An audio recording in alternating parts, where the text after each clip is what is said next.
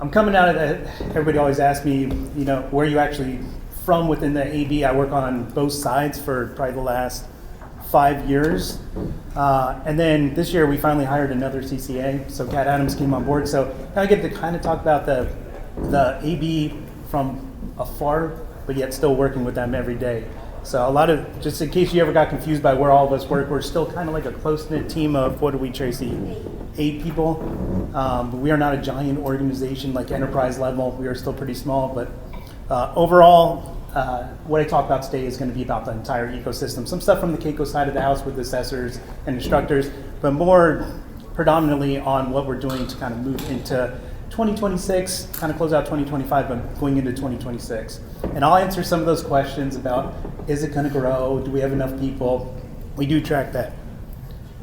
As with all of our presentations, anything that you hear from me is not a direct view or anything I've heard, a direct statement from the DoD or the Department of War now. It comes from the Cyber AB and Keiko is what we've heard. We kind of put together for public consumption. So what am I going to talk about today? Today I'm going to talk about the state of the ecosystem. Where are we at? If you come to the town halls, which we do, we have another one tomorrow, but at last Tuesday of every month, our CEO, Matt Travis, kind of gives out, hey, this is where we're at. We have this amount of assessors. We have this amount of assessments completed. But what does that actually mean? Like, where are we today? I'm going to talk about that. What we have, what did we accomplish? I don't think I have to talk about that too much since between Joy and Brooke, we got a pretty high-level overview. I'll tell you kind of, yes, we can check the box on that one. Hopefully there's no more revisions by the DoD or the DOW for that. But what do we need now that we have some things in place? Because if you've heard about the rule is way too many pages long. Most of that is a preamble, which Joy kind of pointed out. There's a lot of stuff in the front that could kind of tell you what they mean in the actual rule down below. But we have to work on some of that to actually really codify MSPs, our external service providers, and getting that stuff solved so that when, to Joy's point, I think we've all had the issues over the last couple of months, but what do we need to actually check? Not that you're just relying and hoping that an RPO or a C3PAO is actually looking at the correct thing. So we do have a lot of work to do on there. I'm going to tell you where we're going with some of those. We kind of do have a roadmap. It shifts from week to week or month to month, but I'll talk about it. And then I'll go into questions because that's probably my favorite part is actually answering your questions. I'll tell you everything that I possibly know and I'm allowed to say. There's not too much I'm not allowed to say, but and there's probably some stuff I'll say that I probably shouldn't have said, but we'll see. So the numbers, everybody kept asking about the numbers and where are we at. We show these monthly. We also work on, I feel like it's nonstop every week. We're providing numbers. We don't just report to the DOW. The DoD CMMC PMO is just like us. We have to answer to Congress. We have to answer to anybody else that is worried that the program is either not going to move forward or it's going to cost too much money to move it forward. To Joy's point, I think it's great when a lot of people go through the preamble, which is that first part of the rule, and reading the comments. You can see most of those did not come internally. They are from outside a lot of DIB sector, put time and effort to actually go write good comments. So with that, the only problem with that is the rule is very long. Now Congress and everybody else needs to make sure that it goes through in the fashion of those comments. We need to actually make sure they weren't just adjudicated in text, right? Not that the DoD says or the DOW says, we're going to do this, or yeah, it's in the rule, and then we don't actually follow through. Or we spend tons of money like we weren't supposed to. Or we charge defense industrial base clients, those contract awardees, we charge you too much money to do it in the first place. Arbitrary amounts that really should not have ever been imposed upon you. So that's what we go through. But with that being said, so we have 83 C3PAOs. Do you have to remember that? No. The only good part about that is we are, I would say, and Tracy, my counterpart over here, her and John Handy on the CMMC AB side of the house, are, I would say, Tracy, it probably per month is 3 to 5 C3PAOs have been coming in, going through the DIPCAC and actually getting authorized. That climb, will it increase and go nuts? Probably not. It's going to be that steady pace for a period of time, and then I imagine we're going to stall out just like we always do. Because C3PAOs will start creating teams like they're doing right now. They will kind of expand instead of the C3PAO population growing. Now the most important part. Every one of the original 300 people that came into this ecosystem were known as provisional assessors. I feel like almost every one of them became a lead CCA or the CMMC certified assessor. With that being said, it kind of makes the numbers a little bit hard for some people to understand. But this lead CCA designation, you see at the top where it's 330. Of that 330, they are included in that 558 CCAs. They are one and the same. The reason I tell people this is they will like, well, we have enough lead CCAs to do assessments, but we don't have CCAs. They can work as a CCA. So when you see the number, the important number is that we have enough lead CCAs to do, because we need one per, but that we have enough in that 558 CCAs. We need 2 of those on each assessment, plus an additional one to do our QA, the quality assurance. So that means 3. And I keep spouting out these numbers, and you're gonna, in a second here, I'll tell you why I have all these random numbers of 3s and everything else. With that being said, this is probably the Joy. I'm gonna do my usual, throw your name back out. Joy and a group of the original people that built training for the CACO for CCP used to advocate, well, we need to have them more on the assessment. We need to actually make a presence known for a CCP, because otherwise, when we run out of these original 300 people, what's going to happen? Well, what's going to happen? You're going to have a whole bunch of CCPs that can't sit on assessments, trying to get on an assessment that they can't get onto. So now you just have a pool of people that can never mature.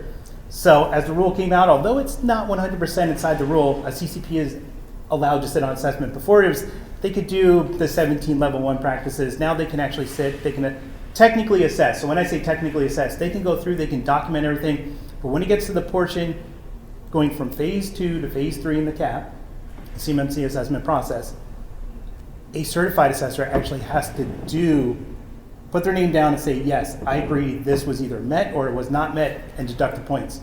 The reason the CCP is, obviously, if it's a junior person, you don't necessarily, especially you're coming from an OSC, the person actually trying to get the certification, you don't want that junior member making the call on why you failed an assessment. I'm sure all of us would be happy if they made the other way and you passed something you shouldn't have.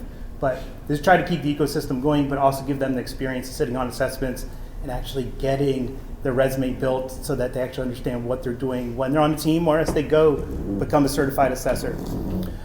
Okay, so moving on.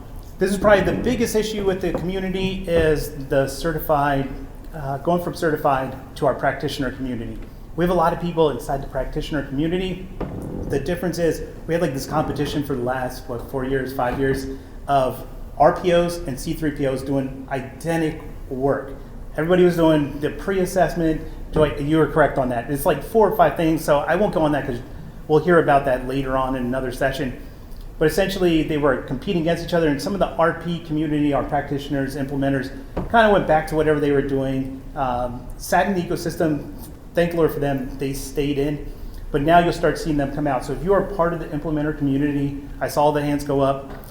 Know that Tracy and I'm going to pinpoint Tracy again, we will shift some of our role over into 2026 to start focusing on implementation to help the ecosystem be ready so assessments don't take long. As long as they're doing right now, a month, 2 months, just to do the preparatory phase, phase 1. So that's the goal. So that last set of columns, that'll be our focus. And you can see that's a big majority. It's half and half between implementation and certification. So keep these numbers in mind. And to the one person who asked, it was probably the good question, Brooke, I was very thankful that she put it right back on the department award. It is that every week I have to give them an update of where we think the ecosystem sits. I do that often. It's an estimate. Is it 100% accurate? No, not by any means. And the reason for that is 100 of the CCAs right now, just like Joy said, she's an instructor. I'm sitting at the Cyber AB and CACO. I don't sit on assessments at all, but we count towards that number. So with that in mind, we have 556, and 3 people need to be on every assessment. We take that data every week and figure out how many people can, based on C3PAOs. Now, I take that number and I took it, most people say, well, there's 52 weeks in a year, so if you have 3 people, you can just divide it up. Well, I know better than that. You eventually would get burnt out if we did. So we broke it down to 35 weeks. Yes, I'd say into next year, I'll start breaking it down by 35 weeks with additional teams per C3PAO, but it's by C3PAO for the 35 weeks with 3 people. Currently, we are already in phase 2. So to anybody that was worried about phase 1, phase 2, we could on average right now with the amount of people and doing a lower estimate can do about 6,000 assessments a year. And I'm talking that's low. That's as low as I could possibly take it just so that there is no worrying about the 100, provisional instructors or down the road certified instructors that would be not able to do 35 weeks, right? They're going to be teaching most of the year. They're going to do a couple assessments. But to keep a good buffer in between there, we're sitting about 6,000 assessments a year. What do we need? In phase 2, I'm only at, I think it's 26, I think I wrote, 2599. So we're already into phase 3. Most likely by the end of the year, we'll be into moving towards the end of phase 3. But the assessor pool is there. The issues I'm about to talk about is probably more where we need to focus, and right on to Joy's point of actually doing the right things to give the community the resources you need and the understanding, the knowledge, and like actual guidance. Like if I say an MSP can't be part of the CMMC ecosystem, they really need to move to FedRAMP. Well, why? Like if I just gave you that one sentence, it really is confusing. Do they need to be or not? Should I go with them? Well, I'll just wait. I'll wait until I can find somebody that I can afford and is FedRAMP. Well, that's probably not going to happen. FedRAMP's kind of shut down a little bit. It's really hard to get through. So there's a lot of stuff we're working on to kind of help us get through that. So where are we? What do we need to work on? We got the rule. Joy did a great probably initial presentation of that. We could probably talk about it for weeks on end. There's a lot of stuff inside the rule, but we do have the rule, and that's what we waited on for years. With that, the 48 will come out in 2 weeks. That's the catalyst. For everybody else, I think the point of making it 70-12 versus, which is the old DFARS, and we're all used to CUI if you had a contract. That old rule was just kind of, and Joy, I think you did point it out, like it was like thrown onto contracts, and some people were like, yeah, I don't really know what this means. Maybe I'll do it, maybe I won't. Where this actual program, where it's kind of forced down, the switch to this one is you don't get it put onto your contract. It's required to get the contract. A lot of people are getting it thrown on afterwards, or it's called an option year, but if you're used to government contracting, you get a year of renewal, and what they did with 70-12, they just threw it on. And maybe you caught it, maybe you didn't, or you're like, wow, well, we didn't put cost into this, so we'll wait. This flips it. It allows you to get CMMC certified before you're getting the contract. You know what the terms are. Mike's hopeful goal is that in November, moving on through the next 2 years, you wouldn't accept a contract that you didn't know what the CUI was.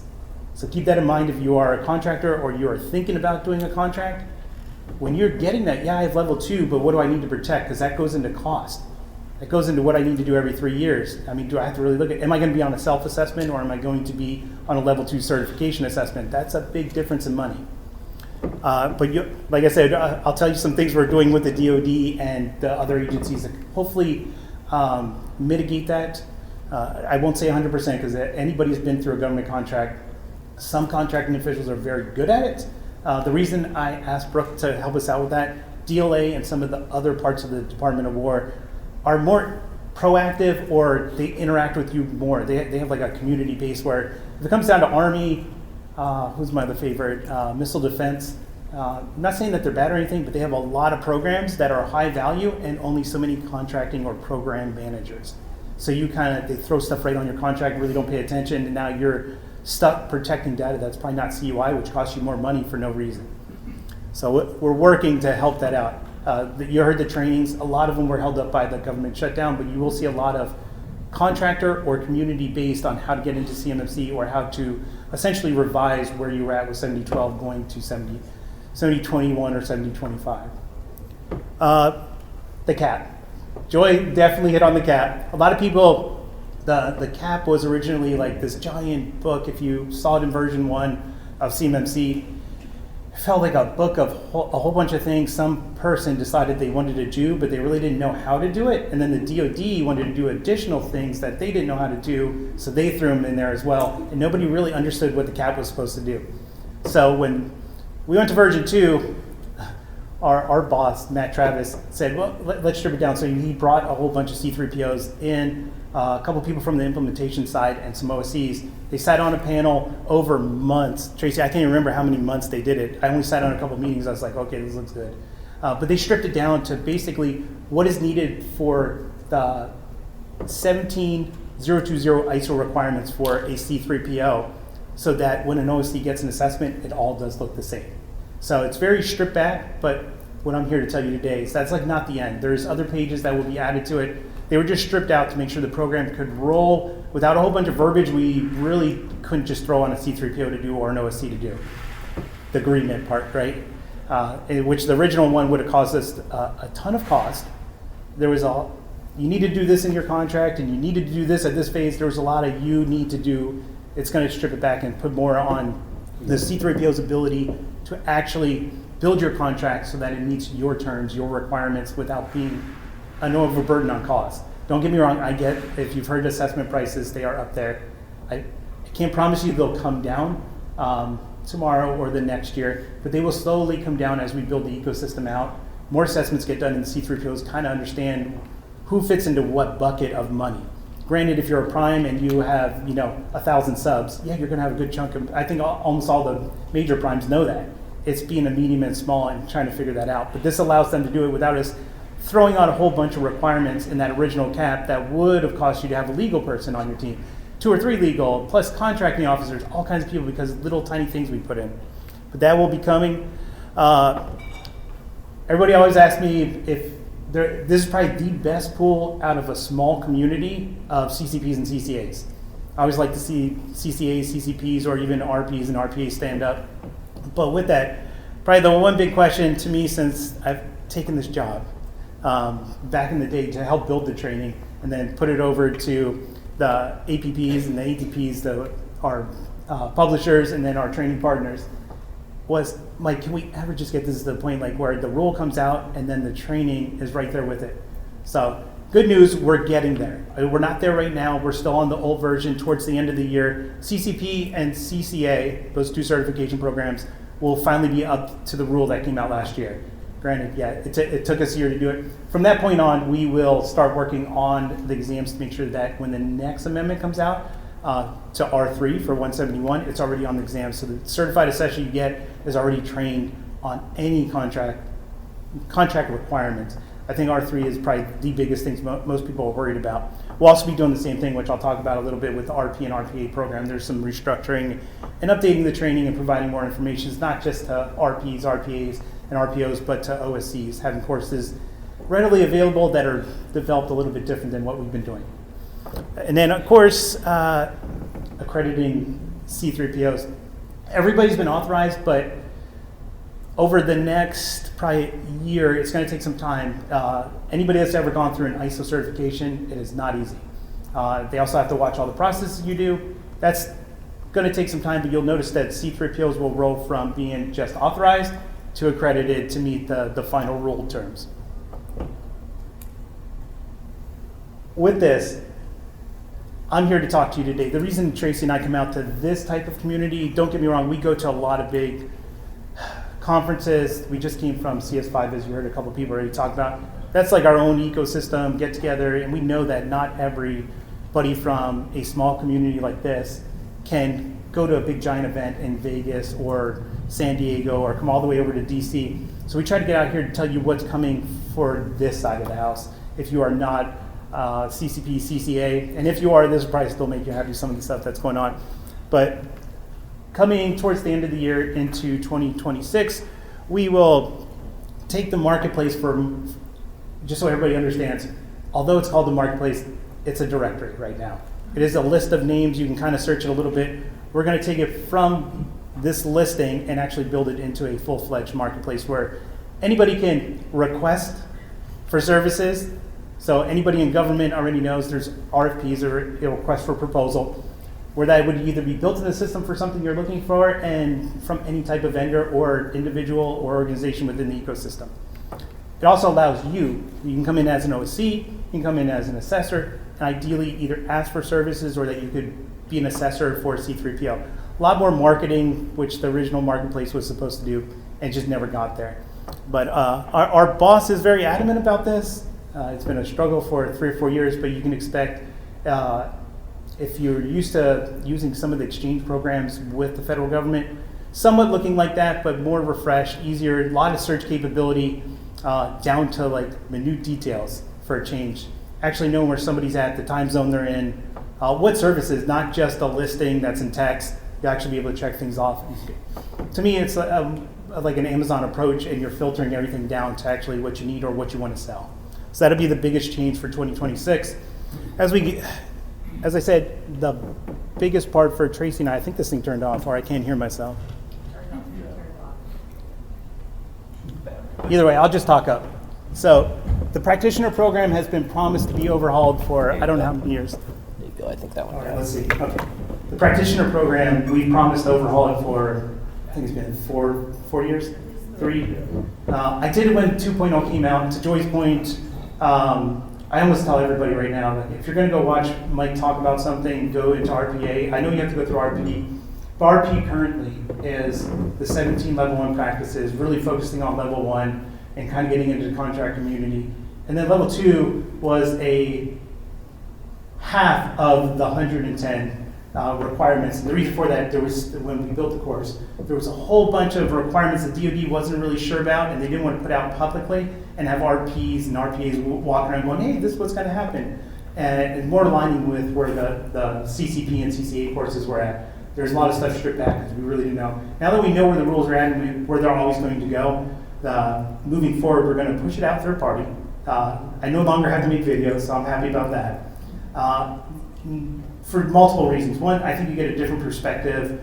I'm going to use Joy myself, since Joy's an instructor, I'm an instructor. What I teach could be the same thing Joy teaches, but she's going to have a different perspective. She could have seen more environments than I did, or different types of environments. She could also have a more executive view of how the assessment's going to go, where mine might just be down to the assessment level. What I've seen on my couple requirements I did, or those domains, to Joy's point with the wording, but I might only seen 4 or 5 domains on an assessment where she could have seen all 14. We're going to have more training built around that. To the point, I think CCP is fundamentally better than anything the government's ever done before, because you have instructors from all backgrounds, and if you don't like one instructor, you can go to another ATP and take it, or I'm going to use Edwards in this case. Edwards probably has the largest staff right now of instructors. Having 4 or 5 instructors in your class versus might just talk about, what I know, it's not sustainable. Over time, you would add thousands of people that just knew what was inside my head, or a small fraction of what was inside my head. The rest is not important for CMMC. But with that being said, we'll take a third party so we can improve it as quick as possible. Also have a new, well, I shouldn't say we will have a new LMS. We already have the LMS. It's getting content into the LMS and then moving RPs, RPAs, RPOs, and OCs into that.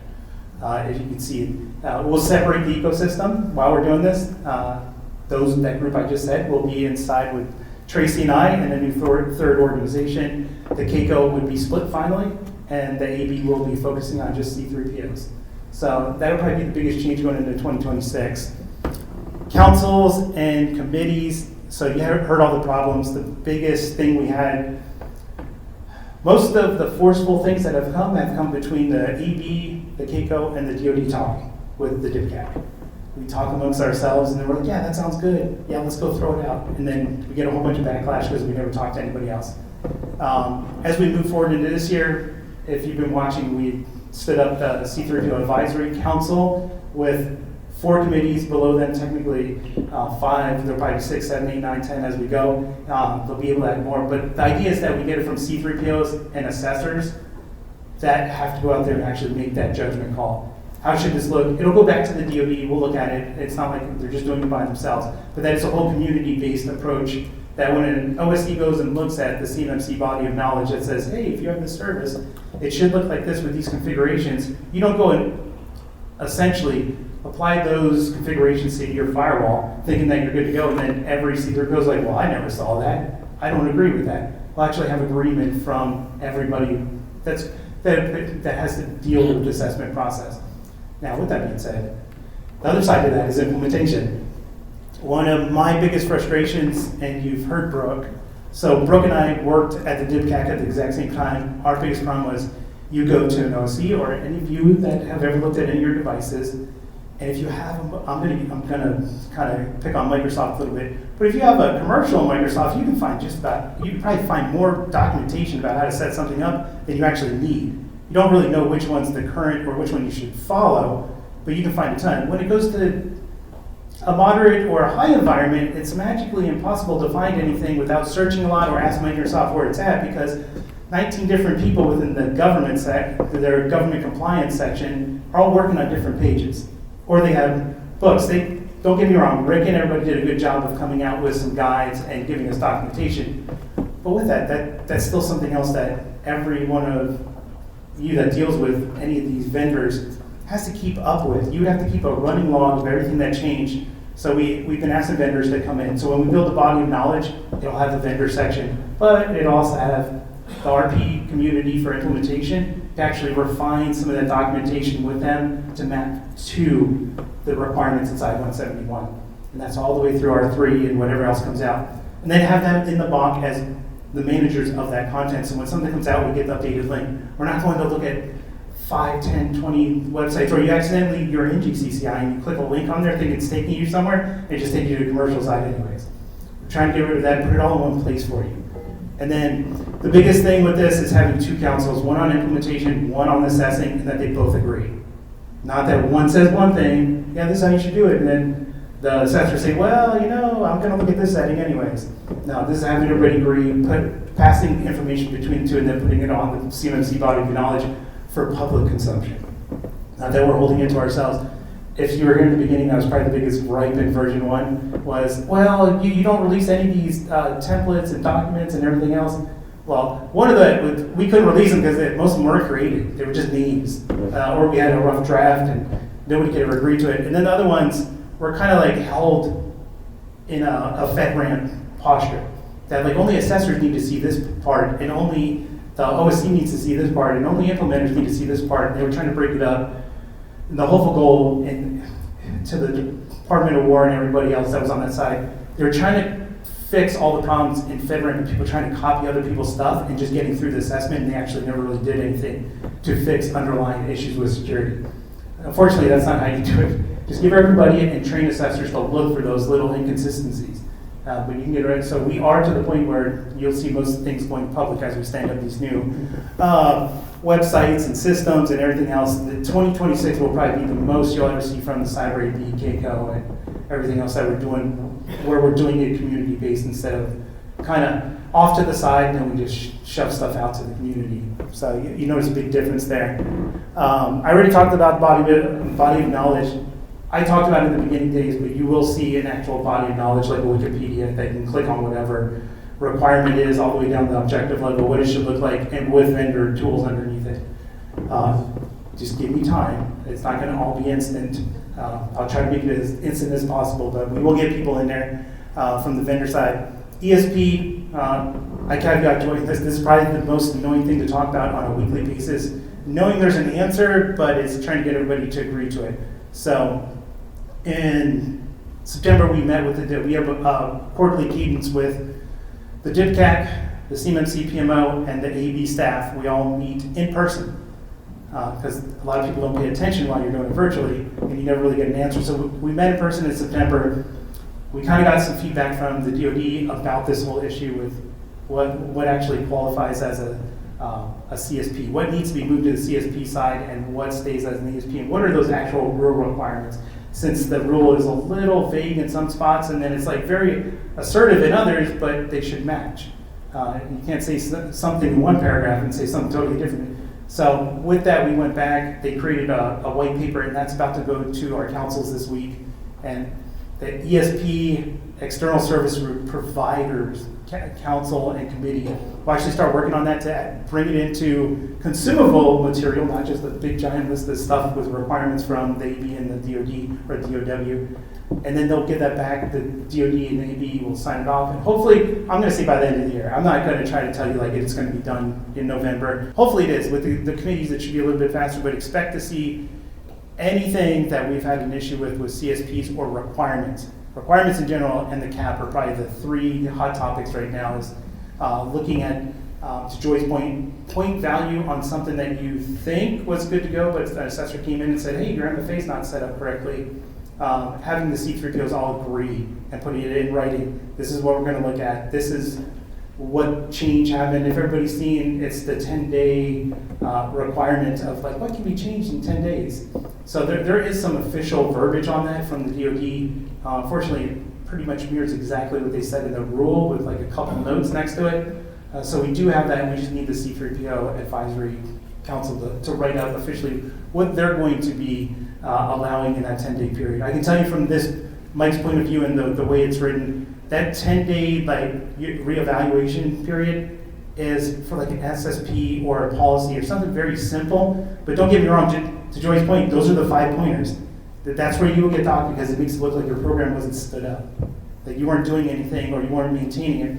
But if you were and you forgot to switch out Mike Snyder for Joy Buell, I'm using you for everything on this one. But you forgot that I was the CISO and I left and the next person came in and you've just been running rampant trying to do CMMC and get ready, and you forgot, that's a 10-day things like that. It's minor things you're already doing. You can show that you were doing the process or you're following that policy. Simple little fixes. But you can't go in and say, the assessor's like, hey, by the way, your Microsoft server is way out of date. Like, we got rid of that, with XP. So stuff like that is a technical implementation that you should have done already. Those are not in the 10-day. Obviously, you couldn't. Well, not saying you couldn't, but probably not effectively or very securely set up a whole entire server or even change an operating system without checking it in 10 days. Minus, don't forget, you still got to sign off all the CMMC paperwork and finish up the assessment with everybody. There's a lot to do, so that's their intent, but they'll give more official guidelines around that and what fits in and what doesn't. And then probably the last two is the highlight stuff that some people know and some people don't know. The CACO will finally get moved out.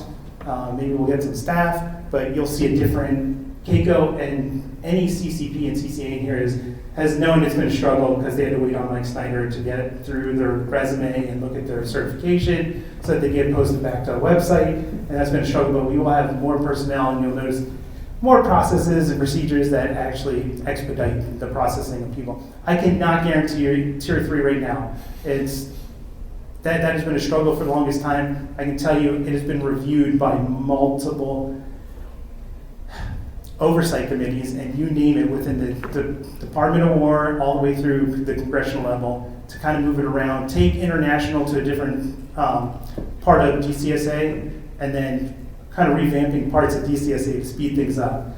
We also went to continuous vetting, so if anybody doesn't, it's like having a secret clearance.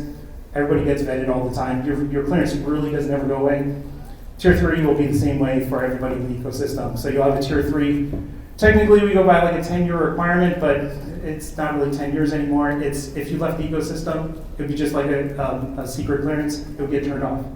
I don't have the day requirement. I imagine they're going to do about 90 days from the government side of the house.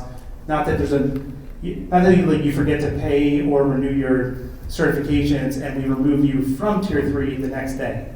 There has to be some leniency there just in case you forgot or something. You don't want to really go back through Tier 3 again. Anybody that's been through it, you know you don't want to go through it again if you don't have to. And then if you've been watching, there's been more and more drop downs added to the AD website. One of those being the secure controls framework. This comes into play in multiple ways. I think for the longest time we've focused on CMMC or 853 for the secret side, and some people would implement that, and then CSF came out and it's like, should we do that? I tell everybody, the one approach we should all have, and you'll hear us talk about it tomorrow in the panel, is that you're working on your cybersecurity program and not just one standard or requirement that fits into it. So with SCF, we have the ability to essentially run you through a whole 171 assessment. I say we, it's not really us, the AD is just accrediting that program.